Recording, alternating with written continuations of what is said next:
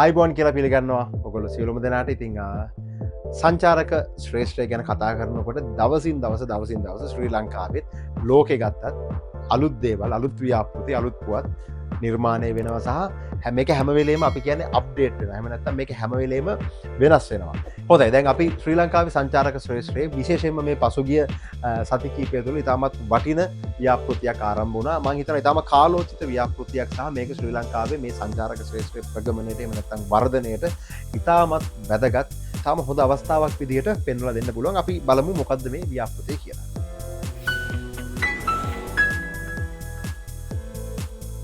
හොඳයි, දැන් මේ රුහුණු රින් ව්‍යාපෘතිය කියලා කියන්නේ ලංකාවේ ටුවරිසම් එකේ එහෙම නැත්නම් දකුණු පළාතේ ශ්‍රී ලාංකික සංචාරක ශ්‍රේෂ්ඨය වර්ධනය කරා ගෙන යන්න අරන් ඇවිල්ලා තියෙන තවත් විශේෂිත වැඩපිළිවෙලක්. දකුණු පළාත කිව්වහම දකුණු පළාතට ආවෙනික වෙච්ච ලස්සන සංස්කෘතියක් තියෙනවා. ඒ මුහුදු තීරය, දැන් අපි චාරිකාවක් යනකොට දකුණු තීරය දිගේ ගත්තොත් ඒ සංස්කෘතිය, ඒ ආහාර රටාවන්, මේ සියලු දේවල් එක්ක බැඳුණු වෙනම අවස්ථාවන් තියෙනවා ශ්‍රී ලංකාවේ මේ දකුණු පළාතේ සංචාරක කේන්ද්‍රස්ථානය ගත්තාම. ඉතින් මේ ශ්‍රී ලංකාවේ දකුණු පළාතේ සංචාරක කේන්ද්‍රස්ථානය වර්ධනය කරන්න, එහෙම නැත්නම් ඒකට තව නව අලුත් දේවල් එකතු කරන්න ගෙනාපු, එහෙම නැත්නම් යටිතල පහසුකම් වර්ධනය කළා තව තවත් මේ වර්ධනය කරන්න, මේ දේවල් ලෝකයට අරගෙන යන්නට, සංචාරකයන්ට අරගෙන යන්නට ගෙනාපු ඉතාමත් විශිෂ්ට වැඩපිළිවෙලක් විදිහට මේ රුහුණු රින් ව්‍යාපෘතිය හඳුන්වන්නට පුළුවන්. හොඳයි, දැන් මේ රුහුණු රින් ව්‍යාපෘතිය ගත්තොත් මේක ලොන්ච් වෙන්නේ, එහෙම නැත්නම් මේක මේ ආරම්භ වෙන්නේ මැයි මාසයේ මැද භාගයේදී. ඉතින් ඉතාමත් හොඳ, ඉතාම විශිෂ්ට වැඩසටහනක්, එහෙම නැත්නම් කාලෝචිත වැඩසටහනක් කියලා අපිට මේක හඳුන්වන්න පුළුවන් මේ ශ්‍රී ලංකාවේ සංචාරක ශ්‍රේෂ්ඨය වර්ධනයට. ඉතින් මේ ගැන අපි තව පොඩි විමසා බැලීමක් කළොත් එතනදි දැන් මේ රුහුණු රින් ව්‍යාපෘතිය හරහා ඔන්න ඉතාම ලස්සන වැඩක් කරන්න යනවා. මේ සංචාරකයන්ට හරි ලස්සන ට්‍රිප් එකක් නිර්මාණය කරන්න යනවා. එහෙම නැත්නම් සංචාරකයන්ට ලස්සන චාරිකාවක් නිර්මාණය කරන්න යනවා. එතනදී විශේෂයෙන් මේක දැන් අපි ගත්තොත් මේ wild life park, cultural sports, මේ දේවල් එක මේ එක බැඳුණු ඒ සියලු දේවලුත් මේකට අන්තර්ගත කරලා තියෙනවා. ඒ තාමත් වැදගත් කාරණයක්. එතනදී දැන් විශේෂයෙන්ම මේ සංචාරකයන් ගත්තාම යාල, එතකොට ගත්තොත් අපි දැන් යාල පැත්තෙන් දැන් ආය අපි කියමු යාල, තංගල්ල, ඊට පස්සේ මිරිස්ස, උණවටුන, බූන්දල ජාතික උද්‍යානය. දැන් ගාලුකොටුව ගත්තාම ශ්‍රී ලංකාවේ ඉතාම මම හිතන්නේ සංචාරක ශ්‍රේෂ්ඨයේ ඉතාම වැදගත් සම්දිස්ථානයක් සහ ශ්‍රී ලාංකිකයන්ටත් ඒ ඉතාම වැදගත් ස්ථානයක් විදිහට අපිට සඳහන් කරන්න පුළුවන්. විශේෂයෙන්ම ගාලු ජාත්‍යන්තර ක්‍රීඩාංගණය, ගාලු මුහුදු තීරය, අර කියපු චාරිකාවට අයිති වෙන තැන් විදිහට අපිට සඳහන් කරන්න පුළුවන්. ඇත්තටම මේක ඉතාම ලස්සන චාරිකාවක් සංචාරකයන්ට. මොකද ශ්‍රී ලංකාවේ ලස්සන ඉතාමත්, ඒ කියන්නේ විවිධාකාරයි. එහෙම නැත්නම් අපි ඒක තව මේ විදිහට සඳහන් කරොත් ශ්‍රී ලංකාවේ ලස්සන ගත්තාම ඉතාම සුළු මොහොතකින් වෙනස් වෙනවා. දේශගුණය, එහෙම නැත්නම් පරිසරය මේ ඉතාම වැදගත් සාධකයක්. විශේෂයෙන්ම ලෝක සංචාරකයන්ගේ ආකර්ෂණය වැඩිපුර ශ්‍රී ලංකාවට හිමි වෙන්න මේ අවස්ථාවන් ඉතාම ඉක්මනට වෙනස් වීම, එහෙම නැත්නම් කාලගුණය, දේශගුණය, ඒ තියෙන දර්ශන ඉතාම ඉක්මනට වෙනස් වෙන්න පුළුවන් ගමනාන්තයේ විදියට ලෝක ඉතාමත් ප්‍රසිද්ධයි අපේ මේ ශ්‍රී ලංකාව. හොඳයි, දැන් මේ ව්‍යාපෘතියේ විශේෂයෙන්ම සඳහන් කරන්න ඕනේ දැන් මේකේ අපි කියන්නේ මේ new tourist spots find out, එහෙම නැත්නම් නව සංචාරක ස්ථානයන් අපි එළියට අරගන්නවා මේ ව්‍යාපෘතිය හරහා. ඒකත් එක්කම අපේ යටිතල පහසුකම් තවත් එක ලෙවල් එකකට අප් කරනවා. එහෙම නැත්නම් යටිතල පහසුකම් සංවර්ධනය කිරීමක් මේ ව්‍යාපෘතිය හරහා අනිවාර්යයෙන්ම සිද්ධ වෙනවා. ඒකත් එක්කම iTravel අපේ කණ්ඩායම අපි විශේෂ මතක් කිරීමක් කරනවා. දැන් අපි මේ ව්‍යාපෘති සහ මේ දේවල් එක්ක අපි ලංකාව වටේ සහ ලෝකෙ වටේ යන්නට බලාපොරොත්තු වෙමින් ඔයගොල්ලොත් එක්ක සියලුම තොරතුරු ඔයගොල්ලොත් එක්ක බෙදාගෙන ඔයාලට ඉතාම හොඳ දැනුවත් කිරීමක් කරන්න බලාපොරොත්තු වෙනවා. මොකද මේක ඉතාම විශාල ශ්‍රේෂ්ඨයක්. මම හිතන්නේ අපිට මේක මේ ලයිෆ් ටයිම්, එහෙම නැත්නම් හැමදාම කතා කරන්න පුළුවන් ශ්‍රේෂ්ඨයක්, හැමදාම අප්ඩේට් වෙන, එහෙම නැත්නම් හැමදාම වෙනස් වෙන ශ්‍රේෂ්ඨයක්. ඉතින් ඒකත් විශේෂයෙන් මතක් කරන අතර විශේෂයෙන්ම ශ්‍රී ලංකාවේ සංචාරක ශ්‍රේෂ්ඨය අපි දැන් මේ අපි සියලුම මේ ව්‍යාපෘති, මේ සියලු දේවල් කතා කරන අතර මම හිතනවා ඉතාම වැදගත් විදිහට මේ වර්තමානය තුල ගත්තොත් දැන් ගැටලුත් රාශියක් තියෙනවානේ. අපි මේවටත් අපි බලන්න ඕනේ අපිට මොන වගේ උත්තරද ඉක්මනට දීලා අපිට මේ සංචාරකයන් වැඩිපුර කොහොමද ශ්‍රී ලංකාවට ආකර්ෂණය කරගෙන අපි අපේ රටට මේ විදේශ විනිමය අරගෙන ඇවිල්ලා අපි බලාපොරොත්තු වෙන ඉලක්කයට යන්න කියන කාරණේදී හැම දෙයක්ම වැදගත්.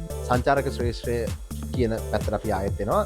ශ්‍රී ලංකාවේ සංචාරක ශ්‍රේෂ්ඨය ඉතාමත් හොඳ කාල වකවානුවකට ඇවිල්ලා තියෙන අවස්ථාවක විශේෂයෙන්ම මේ සනීපාරක්ෂණය කියන කාරණය ගැන අපි වඩාත් සැලකිලිමත් විය යුතුයි. දැන් අපි විශිෂ්ට ව්‍යාපෘති සහ අපි ඉතාමත් හොඳින් අපි සියලුම දෙනා අපි මේ දේවල් අපි මේ ශ්‍රී ලංකාවේ සංචාරක ශ්‍රේෂ්ඨය වර්ධනය කරන්න අවශ්‍ය සියලුම දේවල් ඉතාමත් හොඳින් අපි කරමින් යන අවස්ථාවක විශේෂයෙන්ම අපි තවත් සැලකිලිමත් වෙනවා. තව අඩුපාඩු රාශියක් තිබෙනවා, ගැටලු රාශියක් තිබෙනවා. ඉතින් සනීපාරක්ෂණය ඉතාම වැදගත් මේ ශ්‍රී ලංකාවේ සංචාරක ශ්‍රේෂ්ඨයේදී. විශේෂයෙන්ම අපි යටිතල පහසුකම් ගැන කතා කරනවා, ගොඩක් වර්ධනය කරන දේවල් ගැන සියලුම ව්‍යාපෘති වල. ඉතින් මේ සනීපාරක්ෂණයටත් අපි විශේෂ අවධානයක්, විශේෂ සැලකිල්ලක් දැක්විය යුතුයි. අපි විශේෂයෙන්ම සඳහන් කරනවා, මතක් කරනවා සහ ඒ ව්‍යාපෘති වලටත් අපි ඒ දේ එකතු කරගත යුතුයි කියන කාරණය සඳහන් කළ යුතුයි.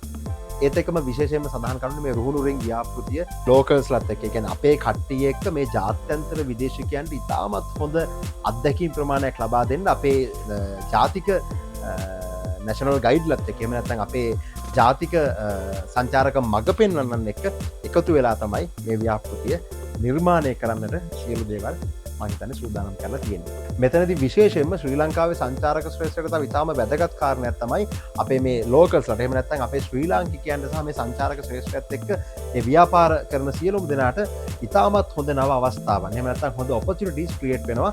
ඉතින් මේ ව්‍යාපෘතිය ඉතාම වැදගත් කාරණයක් විදිහට ඒ දේත් අපිට පෙන්වලා දෙන්නට පුළුවන්. මෙතනදී අපේ ලෝකල් ඉකොනොමි එකට, ඒ කියන්නේ අපේ ජාතික ආර්ථිකයට මේ ඉතාමත් වැදගත් සාධකයක් බවට පත් වෙනවා. ඉතින් මේ ලස්සන ව්‍යාපෘතිය හරහා මේ විදේශී සංචාරකයන්ට අපේ ලස්සන අත්දැකීම් සහ දැන් අපි ගමුකෝ වැලිගම ප්‍රදේශය කිව්වහම අපිට මතක් වෙනවා අපේ මේ සර්ෆින් ක්‍රීඩාව. ඉතින් මෙය විදේශිකයන්ට ඉතාමත් වටිනා සහ විදේශිකයන් ශ්‍රී ලංකාවට පැමිණෙන්න මේක ලොකු සාධකයක්. සර්ෆ් කරන්න අපේ මුහුදු තීරය, එහෙම නැත්නම් ශ්‍රී ලංකාවේ මුහුදු තීරය සර්ෆ් කරන්න ඉතාමත් ප්‍රියතාවයක් දක්වනවා විදේශිකයන්. ඉතින් එතනදී වැලිගම අපිට අමතක කරන්නට බැරි ස්ථානයක්.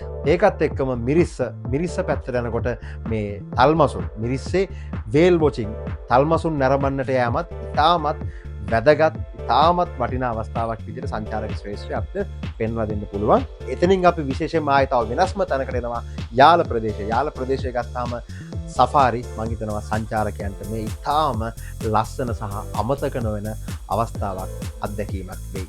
විශේෂයෙන්ම මේ චාරිකාවේදී විදේශිකයන්ට හරිත පරිසරයකට ආශ්‍රය, නැත්නම් හරිත පරිසරය, ඉකෝ ෆ්‍රෙන්ඩ්ලි ඇට්මොස්ෆියර් එකක ඉඳලා විදේශිකයන්ට පුළුවන් මේ සියලුම දේවල් එහි සිට විවේක ගනිමින් අත්දැකීම් ලබා ගන්නට. මේ ව්‍යාපෘතිය සංචාරකයන්ට ප්‍රවර්ධනය කරනකොට මේ ව්‍යාපෘතිය තියෙන ඉතාම විශේෂිත වූ සාධකයක් විදිහට පෙන්වලා දෙන්න පුළුවන්. මේ හරහා මේ ග්‍රීන් එන්වයරන්මන්ට් එක, එහෙම නැත්නම් පරිසර හිතකාමී වටපිටාවක් ගොඩනගන්නට මේ ව්‍යාපෘතිය තුළ ඉතාමත් හොඳ සැලසුමක් තිබෙනවා.